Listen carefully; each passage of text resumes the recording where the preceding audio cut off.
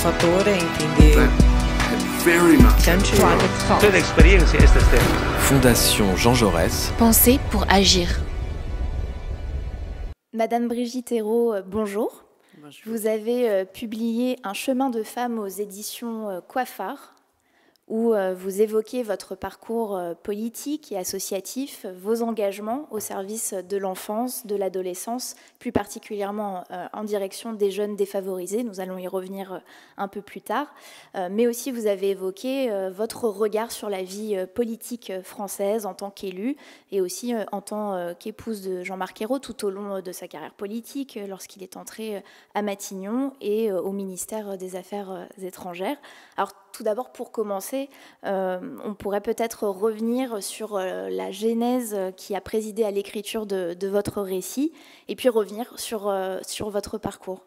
Volontiers, d'autant que pour moi qui ai eu toujours le souci de rester un petit peu très discrète dans mes apparitions médiatiques, s'exposer ainsi n'est pas forcément chose facile.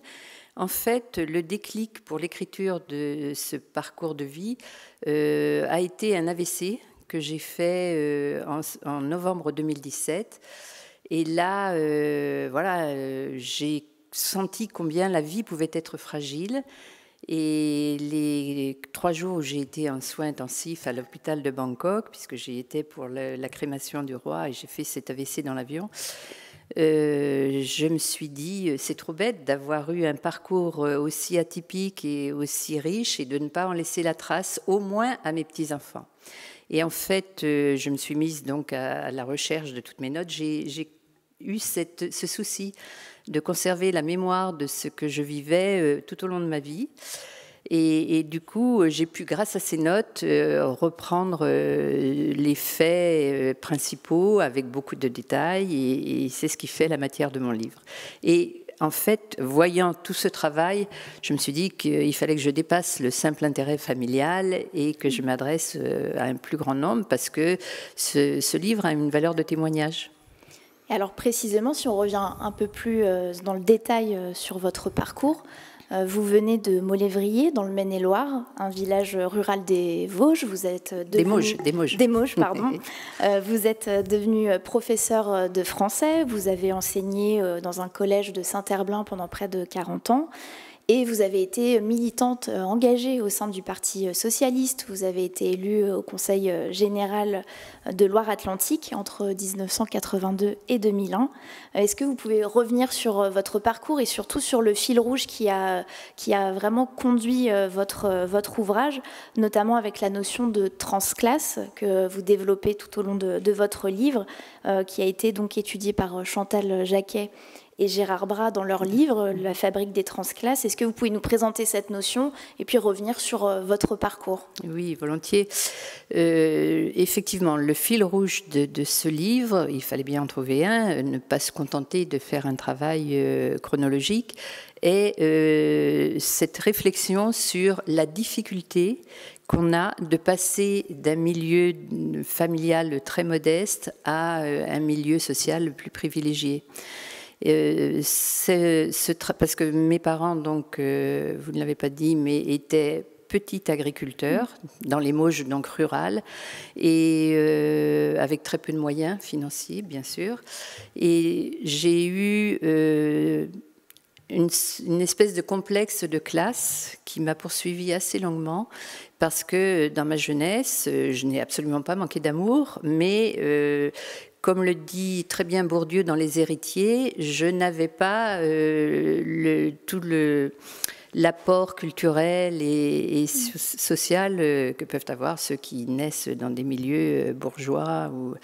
Et en fait, à chaque étape de mon parcours, que vous venez de retraduire rapidement, je me suis posé la question de ma légitimité.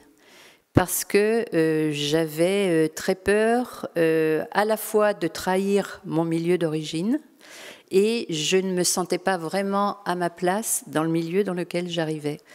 Et ça a été vrai déjà pour mon entrée en 6e, parce que mes parents ne voulaient pas que je fasse des études secondaires prolongées. À l'époque, il fallait faire une formation courte. un CAP parce qu'il voilà, il fallait rentrer vite dans le monde du travail puisque mes parents n'avaient pas d'aisance financière. Et il a fallu que la religieuse qui me suivait en CM2 vienne par 3 fois essayer de convaincre mes parents de me faire poursuivre ces études dans un lycée privé. Je l'ai fait parce que j'ai pu passer un concours de bourse et donc accéder à cet enseignement secondaire grâce à ces bourses. J'aurai le même problème après quand je passerai du secondaire à la faculté. Il faudra là encore que je passe un concours et que j'ai un prêt d'honneur pour pouvoir poursuivre mes études. Mes parents m'ayant dit de toute façon, libre à toi de continuer, mais tu seras complètement autonome. Nous ne pouvons pas suivre financièrement. Et donc ce parcours et ces origines modestes m'ont marqué à vie. Et j'ai toujours voulu, après, étant enseignante, redonner ce que l'on m'avait donné via l'éducation nationale. Et vous dites que j'ai fait une carrière, effectivement, de professeur de français dans le collège, un collège en ZEP, zone d'éducation prioritaire. J'y suis restée alors que j'étais capétienne. J'aurais très bien pu enseigner la littérature pour des élèves plus favorisés dans un milieu bourgeois. Mais j'ai tenu à rester dans ce collège qui est en zone donc d'HLM, hein, Bellevue à Nantes, parce qu'il me fallait absolument prendre en charge ces enfants qui n'avaient pas la chance d'avoir eux aussi un contexte culturel, familial, et de les aider parce que l'école pour moi est vraiment le lieu de l'émancipation.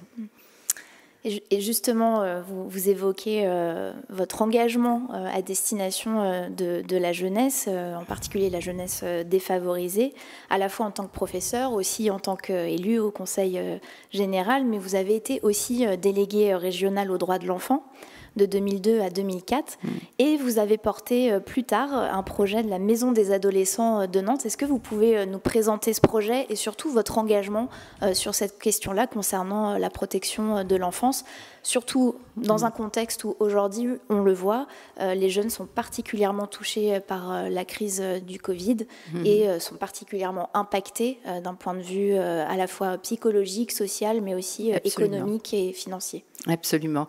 Effectivement, si j'ai choisi de rester dans ce collège, c'était bien sûr parce que c'était des enfants défavorisés, mais c'était aussi parce que c'était des adolescents en construction. Et pour moi, pour mon analyse politique, je considère qu'il faut absolument faire en sorte que les adolescents trouvent leur chemin de vie au moment où ils subissent cette plus grande fragilité. Dolto parle du complexe du homard dans son livre où elle explique combien le homard au moment de sa mue perd sa carapace, et elle fait le rapprochement évidemment avec les adolescents parce que les adolescents sont extrêmement fragiles à ce moment de grandes perturbations physiologiques et bien sûr aussi psychologiques. Il y a ce qu'on appelle la fameuse crise de l'adolescence. En fait, c'est un moment où ils remettent en cause leur propre identité, où ils se cherchent. Et pour la société, il est absolument capital que ce passage se fasse dans les meilleures conditions. Ça permet d'éviter après bien des dérives, notamment au niveau des consommations de drogue, de psychotropes ou autres. Et ça permet de construire des adultes qui soient, s'ils sont épanouis, qui seront responsables et qui ne poseront pas de problème à la société. Et donc, quand j'étais conseillère générale, j'ai donc fait 3 mandats. Je me suis beaucoup occupée, bien évidemment, de la culture, on pourrait y revenir, parce que la culture est aussi facteur d'émancipation, mais aussi de l'aide sociale à l'enfance. Et là, j'ai vu combien les enfants étaient démunis dans certains milieux, parce que objet de violence intrafamiliale, parce que pris en conflit entre les 2 parents quand il y avait divorce, très souvent, enfin bon. Et une fois mes mandats accomplis, les 3 mandats de conseillère générale, je me suis dit, il faut que je continue dans cette ligne de défense de l'enfance sans danger. Et j'ai été juste à ce moment-là nommée déléguée régionale aux droits de l'enfant pour la région des Pays de la Loire. En fait, j'étais sous l'autorité, entre guillemets, de Claire Brisset, qui était la responsable nationale de cette autorité indépendante. Et nous avons vraiment formulé des propositions extrêmement précises pour prendre en charge justement tous ces handicaps liés à l'enfance. Et une des préconisations était de construire des maisons des adolescents dans chaque département. Et c'était une des propositions que nous faisions dans un rapport que nous remettions au président de la République. Et donc, tout naturellement, quand le département de Loire-Atlantique est passé à gauche, moi, je n'étais plus conseillère générale, mais le président Patrick Maréchal m'a confié la mission d'une préfiguration de maison des adolescents.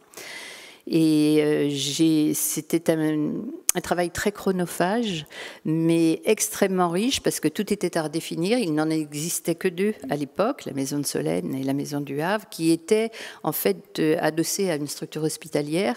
Et moi, je voulais en faire un lieu beaucoup plus neutre, qu'il ne soit pas stigmatisant pour les jeunes, et un lieu vraiment d'accueil, de première écoute, où le jeune peut venir déposer son mal-être et mettre des mots sur ses propres souffrances. Et en fonction de ce qu'il peut dire à l'éducateur qui est là pour l'accueillir, ou on s'en tient là et on continue par la discussion à évacuer un peu ce mal-être, ou on se rend compte qu'il y a vraiment beaucoup plus que ça nécessite une prise en charge beaucoup plus grande. Et à ce moment-là, nous avons créé un réseau de tous les professionnels, de psychiatres, aussi le médico-social, l'éducation nationale, parce qu'il y a des problèmes d'orientation aussi qui déstabilisent les jeunes,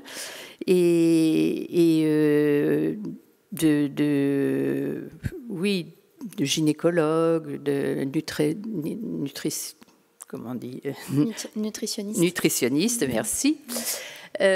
Parce qu'en fait, il y a énormément aussi de problèmes de comportement alimentaire déviant, anorexie, boulimie, etc. Scarification, enfin bon. Et donc, les adolescents peuvent être pris en charge très rapidement. Et on a vu effectivement dans cette période de Covid combien il y avait une déstabilisation de ces adolescents. Il y a eu énormément de tentatives de suicide. On s'est bien rendu compte qu'il manquait de structures d'accueil, de par la France entière.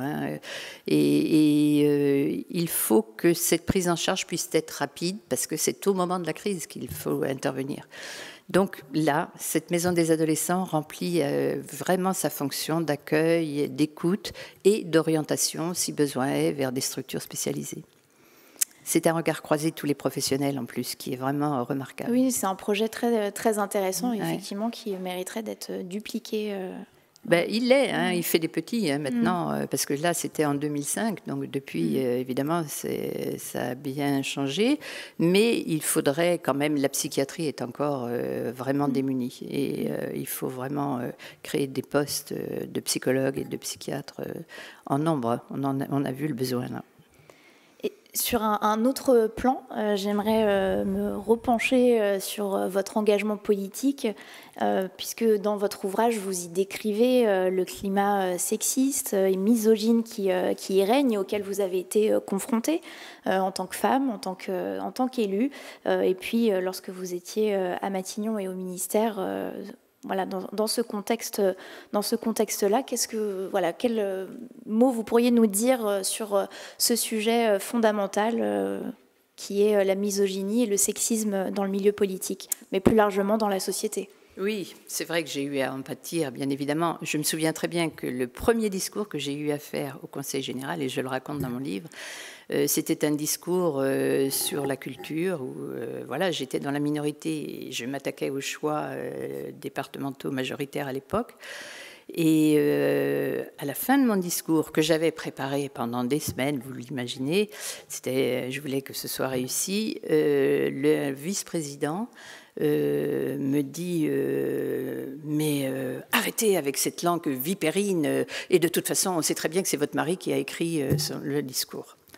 Et là j'ai été vraiment choquée parce que je me suis dit bon voilà, hein, c'était en 1982, effectivement, ça remonte, mais je pense que le sexisme est toujours à l'œuvre, hélas, dans le milieu politique, mais aussi ailleurs. Hein. On l'a vu dans le milieu sportif, on l'a vu.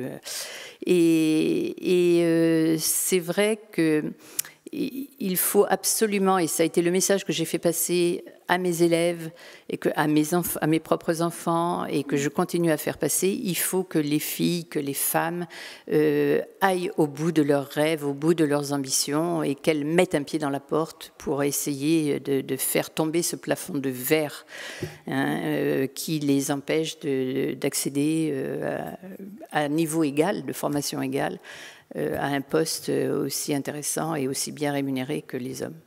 On a vu aussi avec le mouvement MeToo combien ce sexisme était encore à l'œuvre et je pense qu'il y a encore beaucoup à faire pour qu'on aille vraiment vers une société égalitaire. Il y a eu des textes de loi, bien évidemment.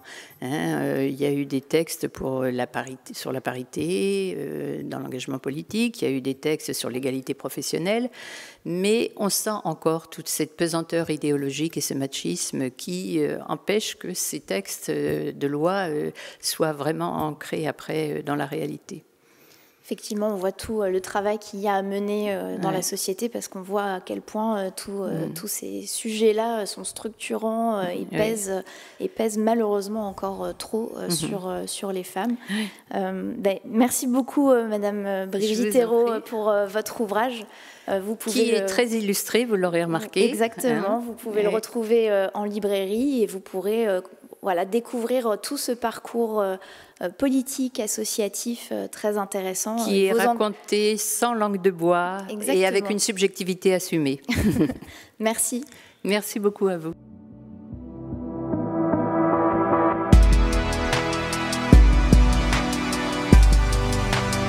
Fondation Jean Jaurès. Penser pour agir.